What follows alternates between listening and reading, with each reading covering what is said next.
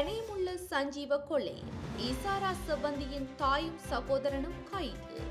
பாதாள உலக குழுவின் தலைவரான கனிமுள்ள சஞ்சீவை சுட்டுக்கொலை செய்தமை தொடர்பில் தேடப்பட்டு வரும் இசாரா செவ்வந்தியின் தாயும் சகோதரனும் கைது செய்யப்பட்டுள்ளனர். குற்றச்செயல் தொடர்பில் அறிந்திருந்தும் அதனை மறைத்தமை தொடர்பில் சந்தேக நபர்கள் இருவரும் கைது செய்யப்பட்டுள்ளனர். அதற்கமைய 23 வயதான சமிந்து திவங்க வீரசிங்க என்ற இளைஞனும் செசந்த்புர தேவகே சமந்தி என்ற 48 வயதான தாயும் கைது செய்யப்பட்டுள்ளனர்.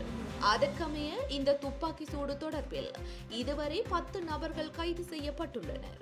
கொழும்பு புதுக்கடை நீதிமன்றத்தில் கடந்த 19ஆம் தேதி காலை பாதாள உலக குழுவின் தலைவரான கனிமுள்ள சஞ்சீவ குற்றவாளி கூண்டில் ஏறிய போது அங்கு சென்ற நபரால் துப்பாக்கி சூடு நடாத்தப்பட்டது.